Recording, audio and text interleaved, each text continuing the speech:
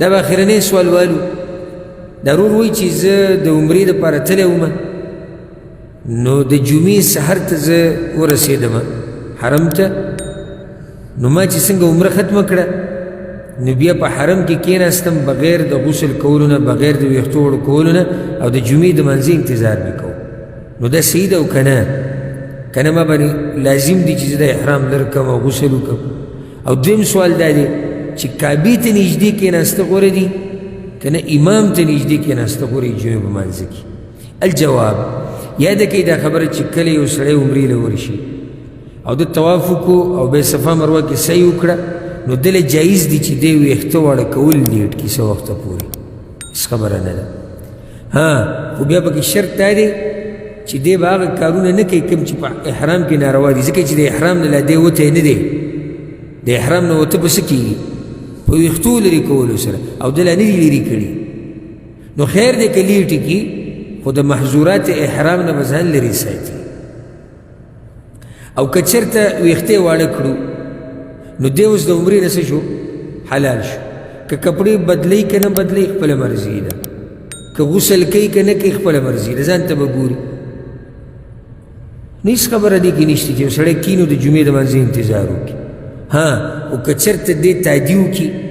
او دا ویښته واړه کړي او غسل وکړي او کپړې بدلې کړي نو دا څه ده دا ډېره غوره ده دا غوره ده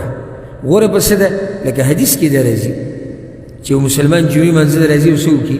غسل وکړي خوشبو ولګي هلته چې دی ویښته نه دي واړه کړي نو احرام نه لا وتی نه دی نو خوشبو مشبو لګولی نه شي کپړې دغه ویستې نه شي ګنډلې شوي جامې نه شي اچولی حدیث کې راځي من اغتسل یوم الجمعة ولبس من أحسن ثيابه ومص من طيب إن كان عنده ثم أتى الجمعة فلم يتخطى عناق الناس ثم صلى ما كتب الله له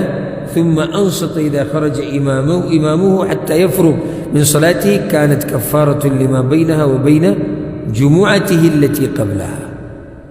شو غسلك يوم أنزل أشهد دغه فضیلت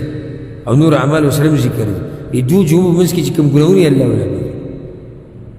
نو غوره طریقه سره که حرج پکې نه چې دا ویښته واړه کې احرام لري کې غسل که حرج پکې نه او کوي نه کې جایز هېڅ خبره دویم سوال دا دی چې په دې سوال کې دویم سوال دا دی دویمه مسله چې کعبې سره نږدې کېناسته غورې کې د امام سره حدیث کې دا راځي امام ابو داود راوړی دی من غسل یوم الجمعه واغتسل چا چې غسل وکړو د جمعې پر ورځ ښه غسل وکړو ثم بکر وابتکر او بیا وختي منزله لاړ او ډېر وختي لاړ ومشى ولم يركب پیاده لاړ په سورلۍ سور نه شو ودنا من الامام او امام ته څه شو نږدې شو فاستمع ولم يلق او خطبې ته غوږ کېښه او پالتو کارونه یې نه کول كان له بكل خطوة عمل سنة أجر صيامها وقيامها په یو قدم الله دله د یو کال د عبادت اجر ورکوي سره د روجې او د قیام خانو دې نه څه مسله راووتې امام ته نږدې کېده ګوره دي د کعبې نه اکثر د حجیانو د عمرو والا کوشش دا کوي چې څه ته نږدې شي کعبې ته او د جمعې په منځ کې دا فضیلت چې کوم راغلی امام ته نږدې ودرېدو کې دی